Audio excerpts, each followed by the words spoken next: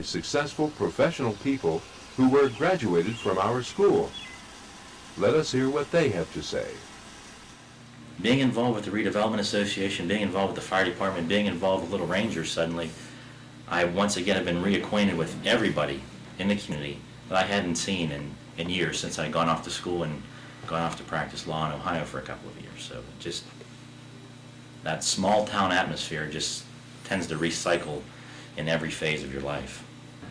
Having done most everything in McDonald that can be done growing up, and having a father who did everything else that I didn't do and probably more than what I did, coming back to the area, you find yourself running into all of your old friends, all of your old family friends. A lot of the graduates, whenever you run into them, whether they be out on the street or in a restaurant or something, you always have something in common to talk about. You've either played football for Mr. Gary, you played basketball for Mr. Cunning, you've played baseball for Mr. Yanosic or Mr. Sawhill. And that's just another aspect of Fort Cherry that just, it's a very closely knit community and student body.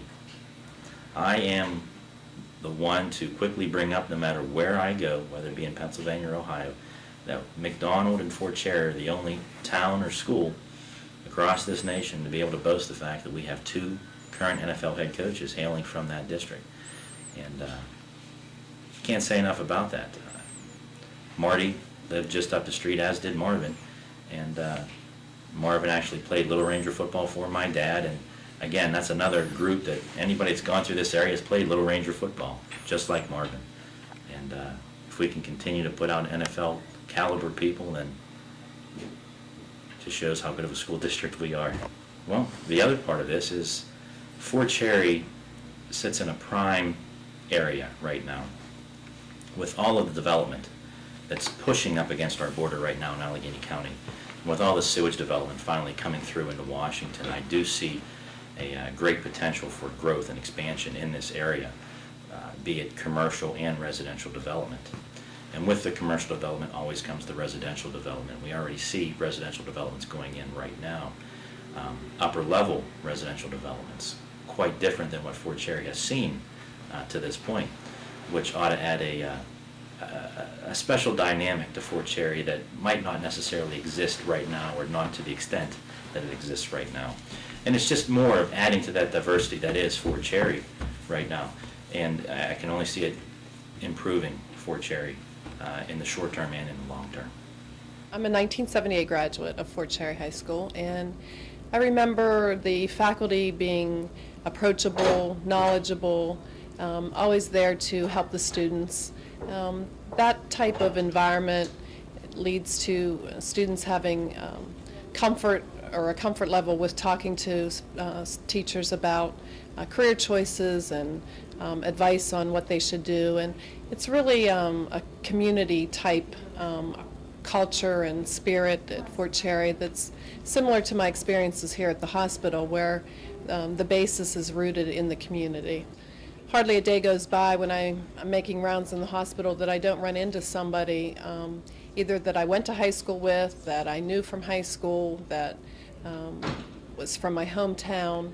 It's comforting both for them and for myself, for them to see a friendly face when they're in the hospital setting, maybe faced with some difficult decisions, and good for me to continue my connection back to my roots and back to the community. Hi, how are you doing today? Very good. Good. It's good to see you. Hope you're feeling okay. Everything been okay today for your visit? Yeah. Good. Good. Good. You take care, and we'll talk to you later. Thank you. Thank you. My high school education really did prepare me for my post-high school, both undergraduate and graduate school adventures. I didn't go to college right out of high school. I worked for 3 years as a secretary and then went to nursing school, and been back to school several times after graduating from nursing school. And at each time I could rely on what I learned in my high school years to carry me through and be successful academically. I've been here at Cannonsburg Hospital for 22 years now. Started as a graduate registered nurse and have held a variety of jobs. My responsibilities as CEO include really the overall operation and direction of the hospital. I'm responsible for the quality of care delivered to our patients, for patient safety, for the employee and physician relationships, and really just about everything that happens here.